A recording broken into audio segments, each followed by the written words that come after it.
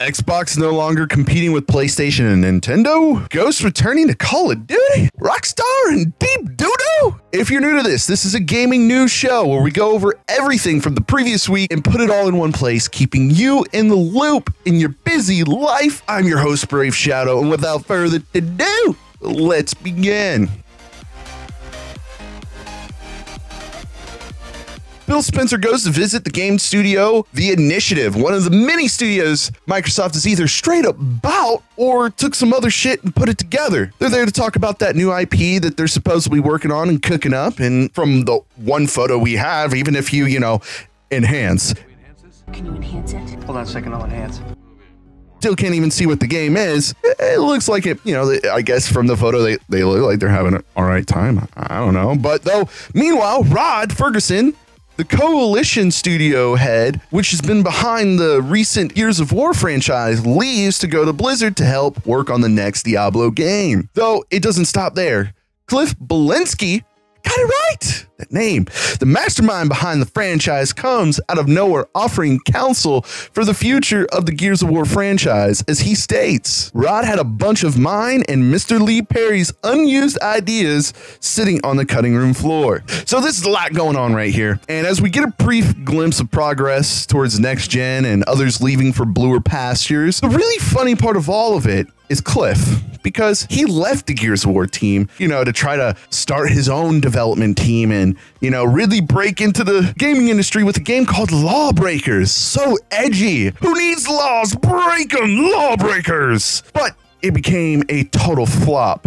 Now, in an act of desperation, trying to create a battle royale game, he ends up creating Radical Heights, which honestly failed within a few weeks. So, when it comes to the future of Gears of War, I'm not sure if we're really gonna take that stuff that was thrown on the cutting room floor and actually use that. So, I don't know, only time will tell.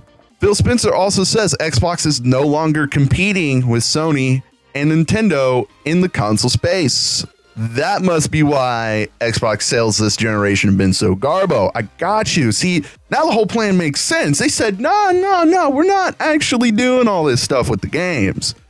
Though, granted, when you look at the company, Microsoft is like 40 times bigger than Sony nor Nintendo, but somehow it still finds ways to lag behind in the gaming space. Though I'll have more thoughts on that in another video.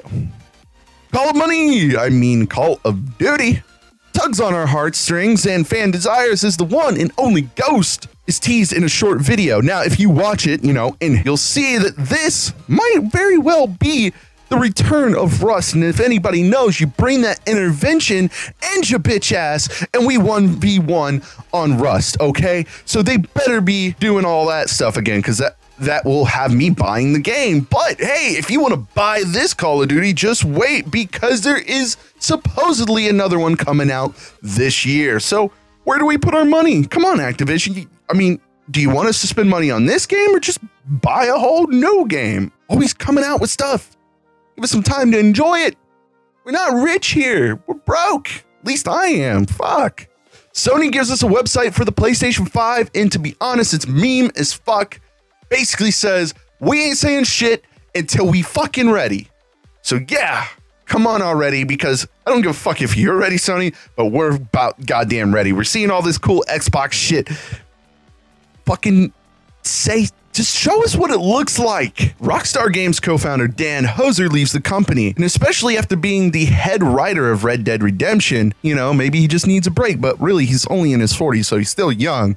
There's definitely older people in the game industry, but now his co-founder Sam will continue to stay, but investors are a little shaky and worried about this move. In a super businessy post, they reiterate, hey, we're fine, we're still making current gen content and next gen content. Let's continue on. Destiny 2's Crimson Days are right around the corner, and after that 6 days straight puzzle solving for the exotic fusion rifle, the Bastion, some love is definitely needed for our Guardian. Showcasing some familiar items like the Val bow, but some new stuff like a sparrow that completes the logo for Crimson Days when you're right next to someone.